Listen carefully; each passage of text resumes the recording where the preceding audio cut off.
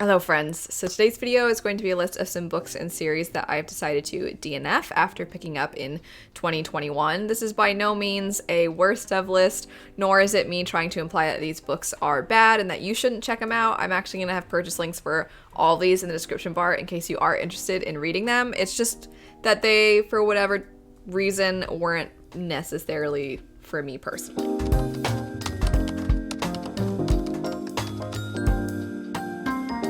First up on the list, we have From Blood and Ash. This has become a very popular fantasy romance series, pretty heavy on the romance. The first one I found fairly entertaining, but one, I think it is a little bit extra romance heavy for my taste. I like my fantasy romance to be a blend as opposed to mostly romance in a fantasy setting, which there's nothing wrong with that. It's just, you know, not necessarily for me, because then the whole time I'm like, isn't the kingdom in jeopardy or something? Like, why are we so focused on smooching? So I just want a little bit more of a balance, you could say. However, I thought about continuing on because I'm like, well, you know, it's fine for if I'm in the mood for that.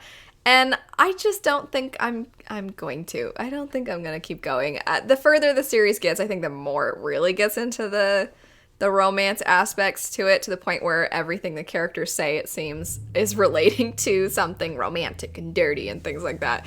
And I'm just like, okay, yeah, I think I want I'm not even a plot heavy reader, but I'm like, I think I want a little more plot. And for the plot to not just be, you know, like, when's the next time they're gonna bang? Next up, very different, we have Rune of Kings.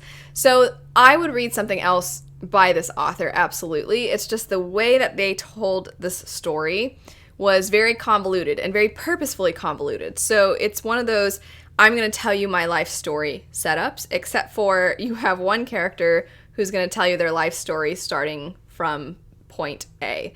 Then you have another character that's like, I'm going to tell your life story, but I'm going to start at point B. And then you have footnotes of someone else correcting the characters whenever they get something wrong, or world building details, something with the magic that it turns out that's not actually how that works. And it was a lot, and I didn't really like the characters.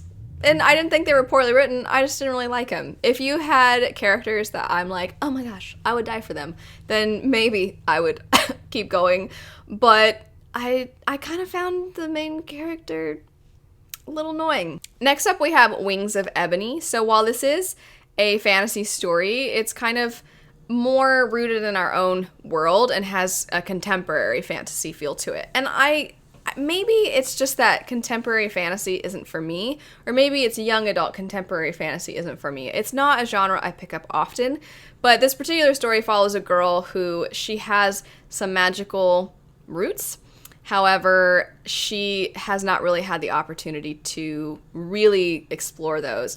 And after some things transpire at the beginning of the story, now they're kind of caught between these two different worlds of our own society and then also this magical one. And there were some aspects to it that I was really gripped by. But I also felt like I wanted a little bit more time, and maybe, like I said, that's just a result of it being young adult, and a lot of times young adult books, they try to get to the point quickly and they're trying to move. They don't dilly-dally. And a lot of times I appreciate that, but there's something about contemporary fantasy where I kind of want to know more about the characters because I don't need as much time with the setting if it's our own world.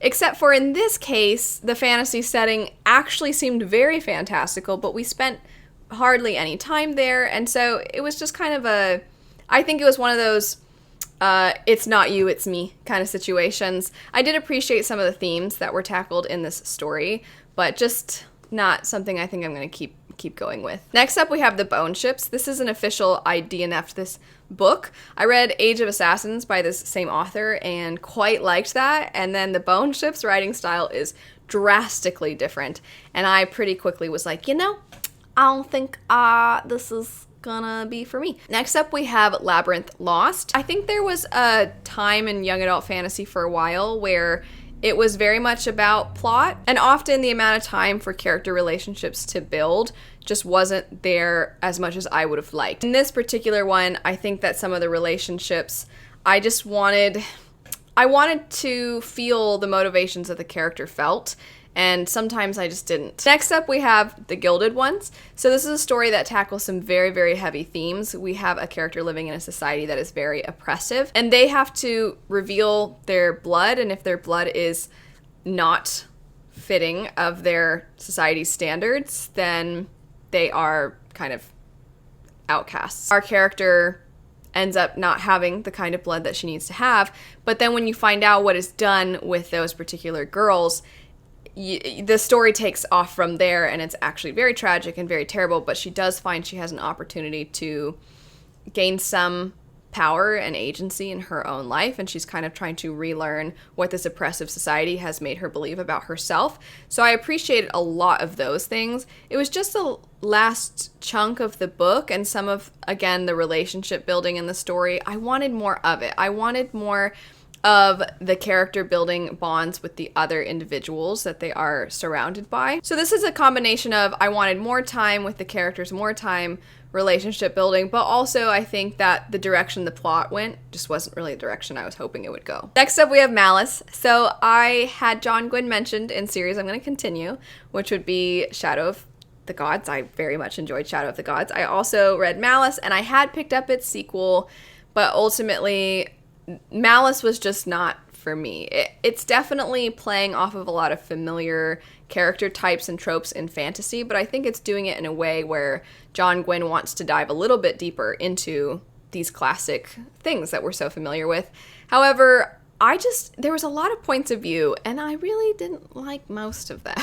And I think I kind of needed to like them. He has a lot of action in his stories, and the ways that the directions he goes in the story, if you are invested in the characters, then it's going to be really hard hitting. But if you're not invested in the characters, then at some point you're like, oh no, that person died. Next up, we have Rebel Rose.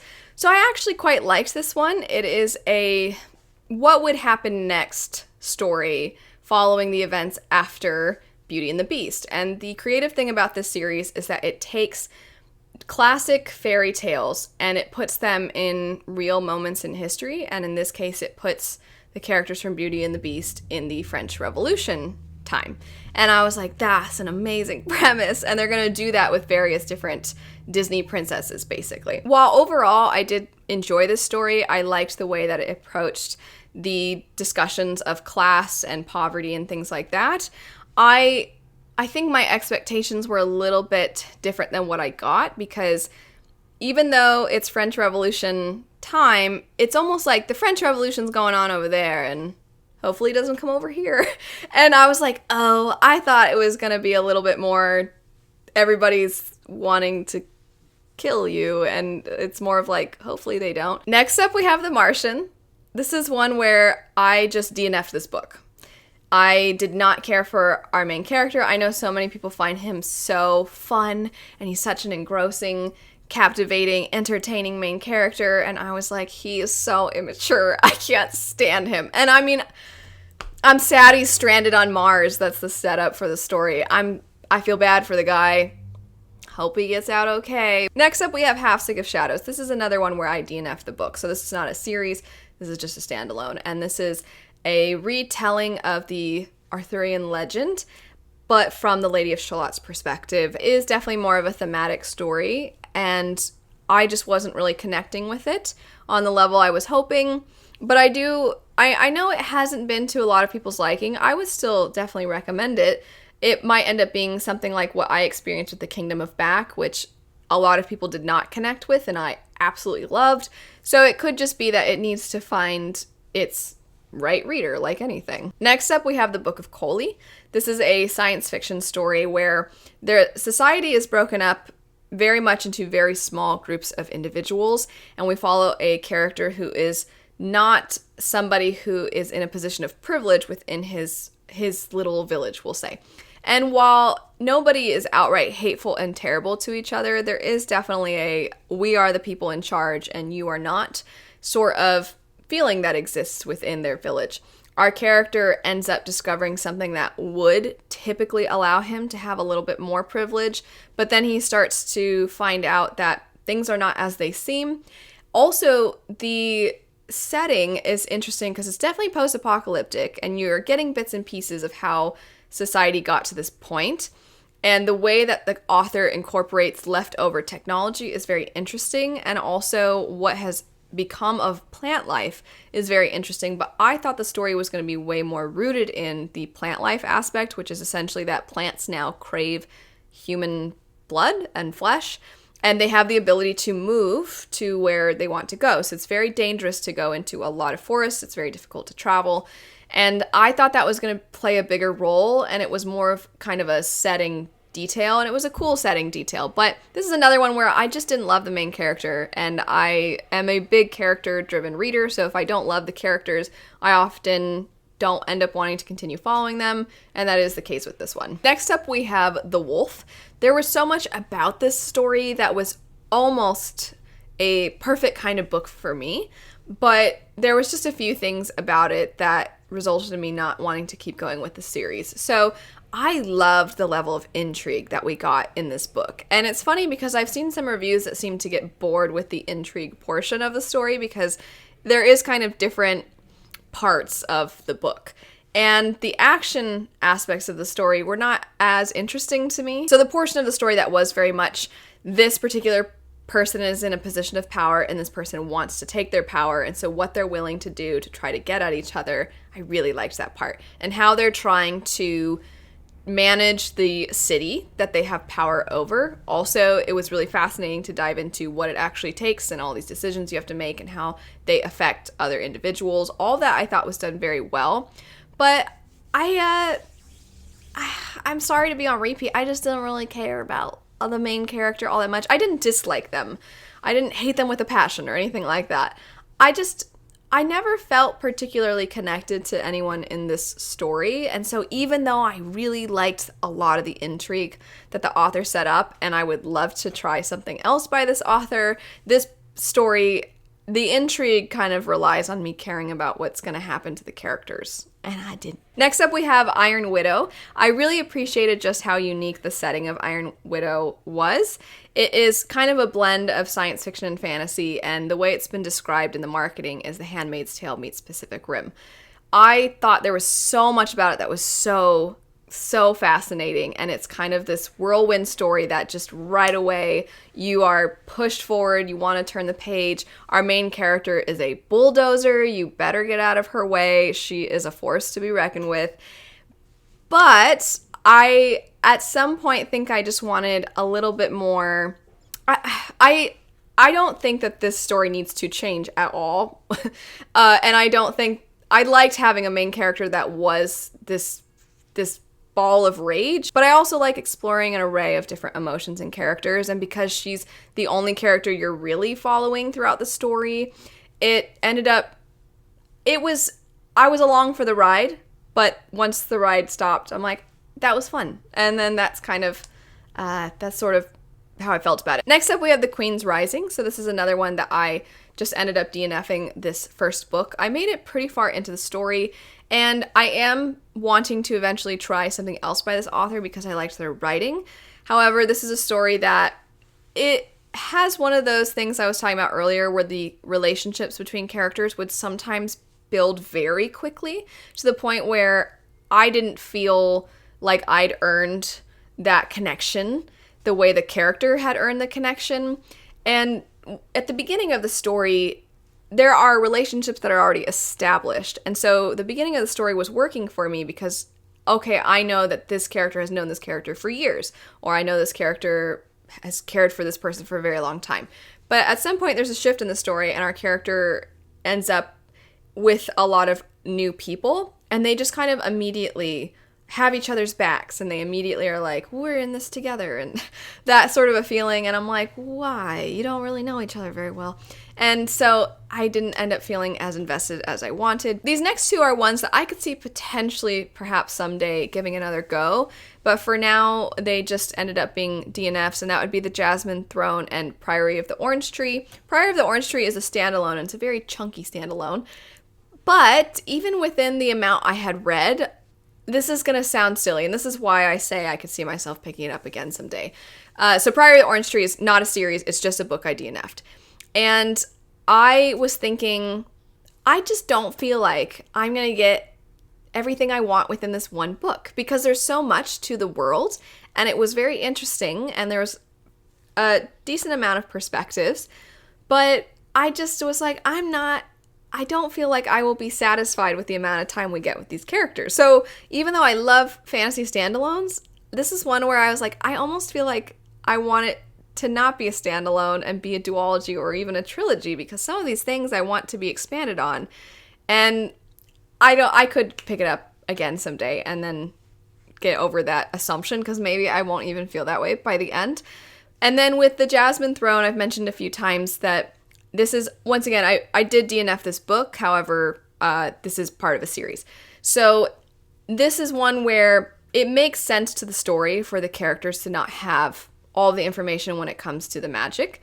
However, I found that by having the reader also obviously not be in the know about the magic, it made some of the reveals and some of the plot points not hit as hard as it would have if I maybe felt a little bit like I was less in the dark. Next up, we have a Spindle Splinter. This was one of the Goodreads Choice Award nominees, and that is the reason I picked it up, is because I had this project of reading through a bunch of the fantasy nominees, and I was not really ever intending to pick this one up because it is very, very, very short, and I just don't often have a lot of luck with shorter books of this length. And when I say shorter, I mean it's very, very tiny.